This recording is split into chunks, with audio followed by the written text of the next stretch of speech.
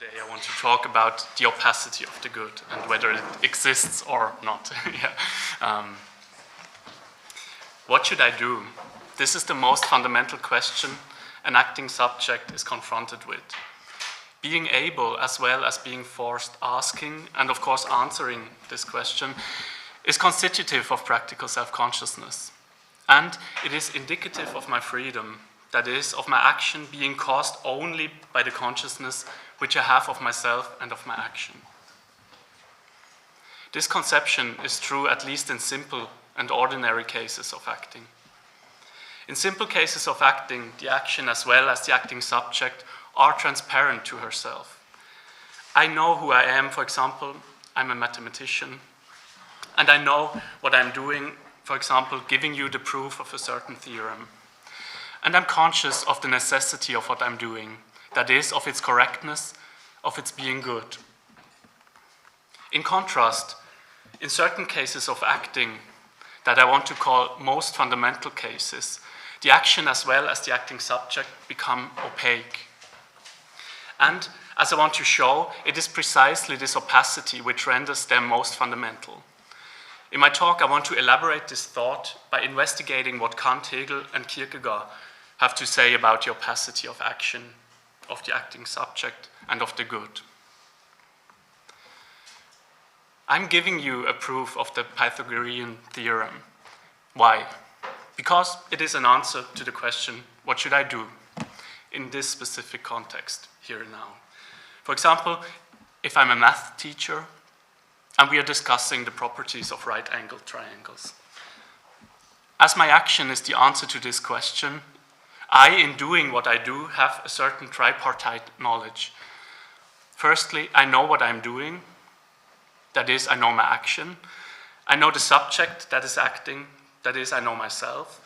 And thirdly, I know that what I'm doing is the right thing to do. I know that it is good. The action's goodness is the reason why I'm doing what I'm doing. I do it because it is good. Here, I want to abstract from the distinction of being good in itself and being good with respect to something else. I could help you because it is good in itself, or I could sharpen my knife because it is good with respect to cutting a slice of bread. Knowing that my action is good is the same as knowing its reason. I know what justifies it. An action that is done because the acting subject knows it to be good is self-conscious. It is done from the consciousness of its justification.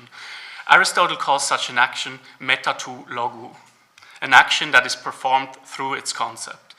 The action is thereby an application of the relevant concept. It is not just an instance that falls under this concept, it is rather performed because the subject knows it to fall under the relevant concept.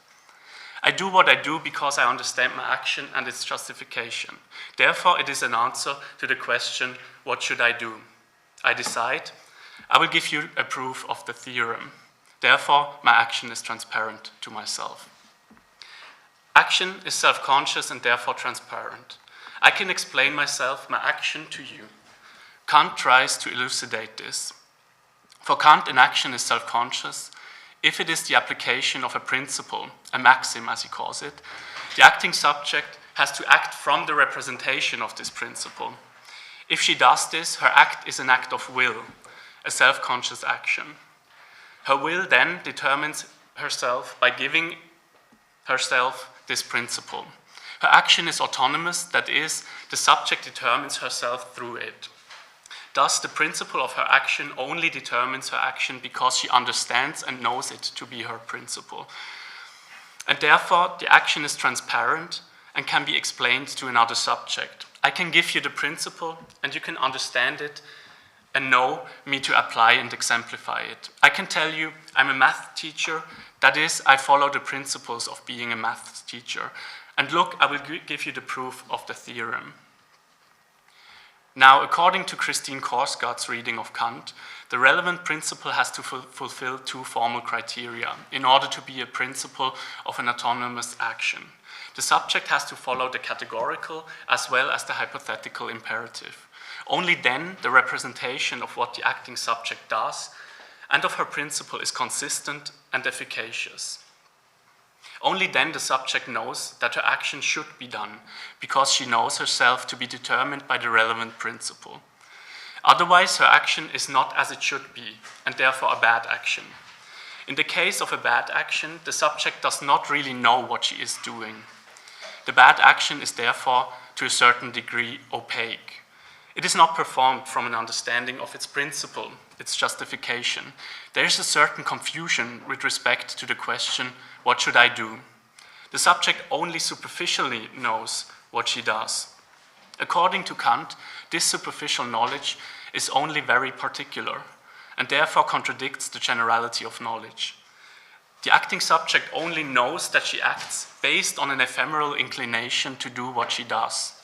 For example, she just acts based on the desire to eat this apple, even if she knows that it is against her principle. In this case, perhaps she knows she has a knowledge with respect to the experience of her action. It is the bodily movements, the taste of the apple, and the pleasure of eating it. But she does not know anything general about herself, such that as the principle based on which she acts or the necessity of her action. Since her action is against her principle, such a knowledge is impossible. She does not know why she does what she does. She just knows that it is pleasurable, that it feels good.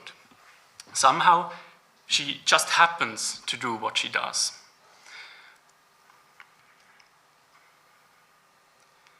And therefore, she equally lacks a knowledge of who she is, since who the subject really is determined through the systematic unity of all her practical principles. At least this is the way Korsgaard conceives of autonomous, self-conscious action. The self-conscious subject acts from the knowledge of the systematic unity of her practical principles, and this unity she calls the subject's practical identity.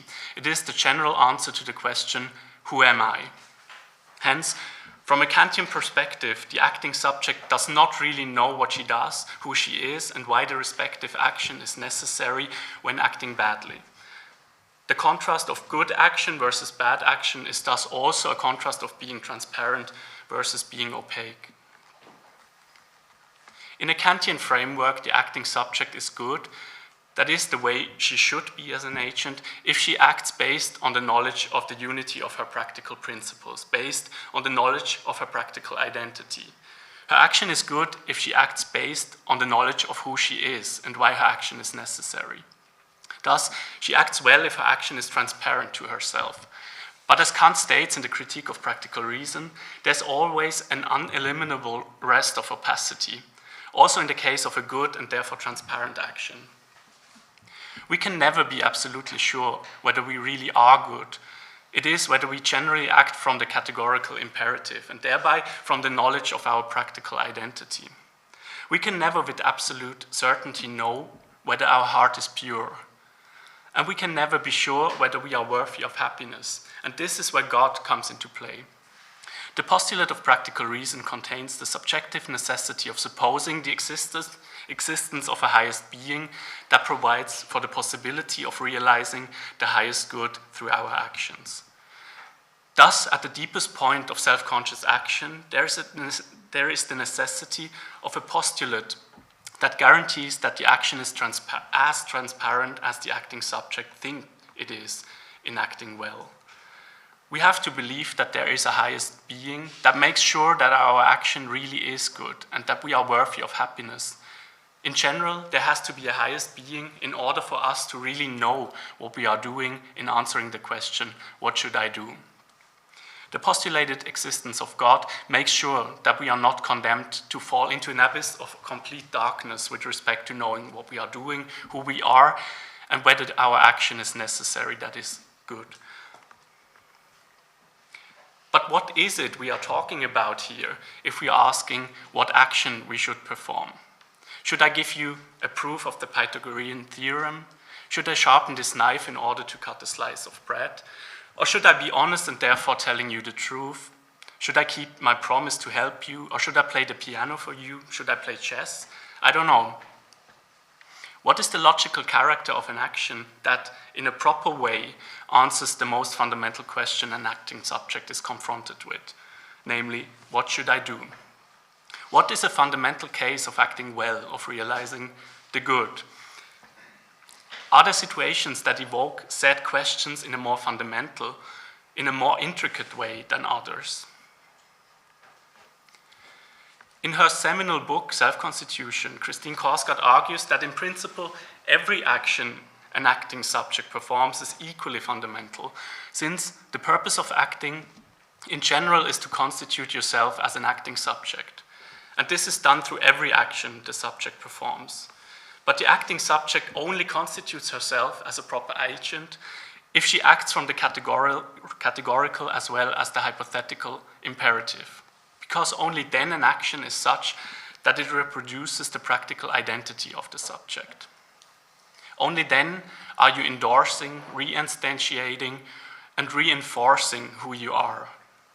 If it is part of your practical identity to play the piano on a regular basis, then you are who you are playing the piano right here, right now. But then you're acting equally well when playing the piano as you are when sharpening a knife or when keeping a promise. For Korsgaard, it is only crucial that your practical identity is consistent and efficacious. These are the two formal criteria that an agent has to fulfill in order to act well. Because by fulfilling these criteria, the agent constitutes herself as an agent that acts from the consciousness of the principles that are determining her. But of course, acting well is not always as easy as this picture suggests. We are not always in such a comfortable situation in which we just have to reflect on our practical identity in order to answer the essential question of acting. What should I do? It is not always the case that everything goes well and we are in harmony with the practical world and also with ourselves. Korsgaard therefore notes that the interesting, or as she calls them, the hard cases, are the ones in which we feel torn. Cases in which something threatens to tear us apart. I quote a passage from Self-Constitution. Quote, "As I argued, our incentives, at least many of them, arise from our conceptions of our practical identity, from the various roles and relationships that we think of as giving our lives and actions value. The work of pulling ourselves back together is also the work of pulling those identities into a single practical identity, choosing among them when we have to, deciding which is to have priority, harmonizing them when we can.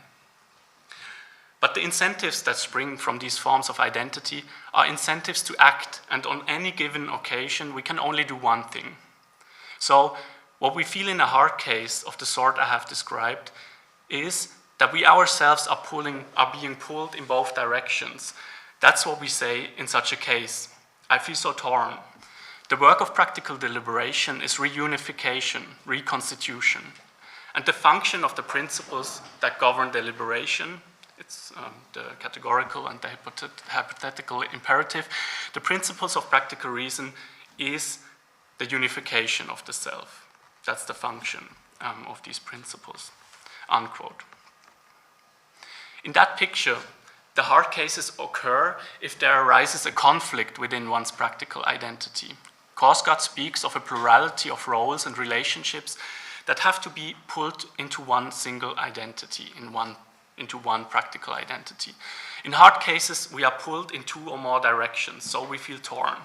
Now, Korsgaard, and Kant does that as well, argues that the agent can cope with such cases alone by herself. She only has to deliberate which aspect of her practical identity is more important. She can resolve her inner conflict by reflecting on herself. She has to decide what is more important to her and then act on that decision. Shall I play the piano as I'm inclined to, or shall I help you as I've promised you? Both options are equally good. It is only important that I'm consistent over time and that I'm efficacious. If I do not keep my promise, then I should never promise you to help you again. This cannot be a principle of mine any longer. And if I decide to help you, I shall not revise my decision by going back to the piano as I'm walking out of my apartment in order to get to you. I do not want to discuss further the intricacies of Korsgaard's explanation of how we are able to deliberate and answer the question what to do. But it is important to note that the acting subject alone can do it. She can decide what to do, even in hard cases. She can deliberate and decide who she is, who she will be, and act accordingly. She thereby makes herself and her action transparent to herself by reflecting on who she is and what she should do. By bringing light into her darkness, she is an agent, and this is done by practical reason. If she fails this task, she and her action become opaque.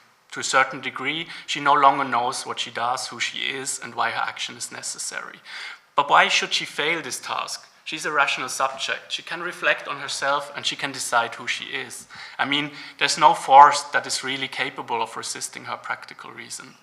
If she decides what to do and is consistent about it, then she acts well. She makes her action and herself transparent to herself. She alone is constituting herself, and therefore she alone has the power over herself, over who she is and what she does. There's no real hindrance to herself constituting herself. Of course, she can lose herself in the pleasures of irrationality, but then she loses herself, she dissolves as an agent. And since she is an agent, this is against her constitution. Thus, it will rarely happen, and if it happens, there will be no explanation for it. She's just bad at being an agent. But is this an adequate conception of acting? That is, of answering the question, what should I do? Is it not the case that acting is harder and more challenging? Of course, sometimes acting is simple. I know who I am. I'm your friend. I promised you to help you, and therefore I help you. Or I'm extremely ambitious and an extremely ambitious pianist, and therefore I will play the piano instead of keeping my promise to help you. Perhaps sometimes I feel torn, but then I will decide what I do, and this determines who I am. From a Hegelian perspective, acting is much more difficult, since it is constituted through interpersonal relations. The question, what should I do, is something that concerns not only me, but you and me, and often not only you and me, but a socio-historic group or even a society. And therefore, the tripartite knowledge, the answer to it provides for, not only depends on me, but on you and me, or on an even greater plurality of subjects. I'm not the sole source of this answer. It springs from the interpersonal relation that binds us together. We both together determine what I do, who I am, and whether my action is good. Therefore, my action, as well as what I am, is in a way the result of our relation. As Hegel puts it, only through mutual recognition both subjects constitute each other. That is, only if they mutually recognize what the other is and what she does, they really are and do what they think they do. And this introduces completely new ways in which my action or I myself can become opaque, or rather, ways in which we can become opaque to one another and thereby to ourselves. If we both do not share the same practical principles, there is a potential of conflict. Of course, there does not arise a practical conflict if you are a lawyer and I'm a maths teacher. With respect to these different roles, there's no conflict between us. You may not really understand what I'm doing and who I am as a maths teacher, and vice versa. But this opacity is unproblematic. Such differences are mediated by specific procedures of recognition. They are situated and unified in a systematic unity that Hegel calls the civil society. In civil society, the subjects are set free to be different from one another. They can conceive of what they do, who they are, and what is right, the right thing to do, independently from one another, as long as the relevant practical principles do not determine their relation or one and the same activity. Hegel therefore calls civil society the system of atomism.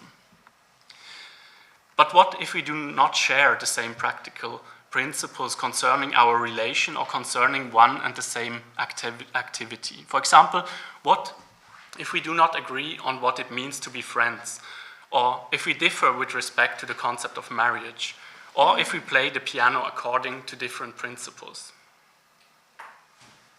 This introduces new ways in which what we do and what we are becomes opaque to us. It gets difficult to answer the question, what should I do for both of us?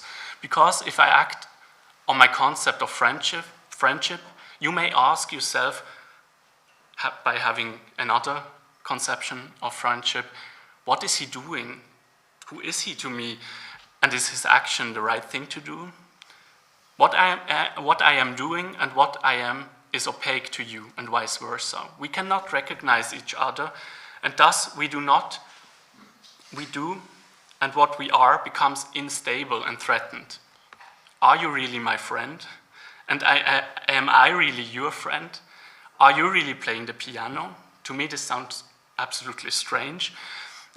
This is a case in which the question, what should I do, becomes opaque and hard to answer because it has its confusing flip side, namely the question, what do you do? Even if social norms determine one of the two different conceptions as the correct one, such cases are hard and challenging because they raise the question what one should do with respect to the other. Should I punish you?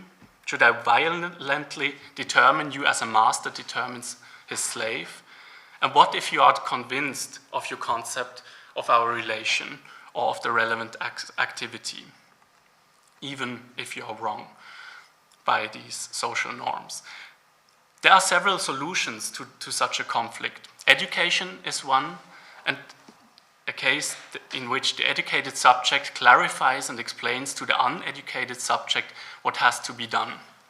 Thereby, the first one brings light into their relation, namely by enlightening the second one. Or, a struggle for recognition is another solution. The conflict has to be carried out.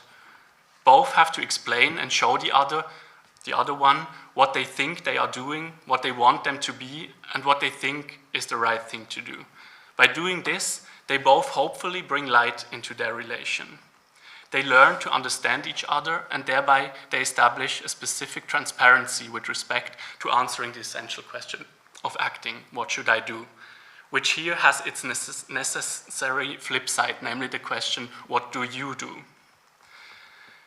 Now, there are specific ways in which such conflicts can remain unresolved, which means that the opacity will persist.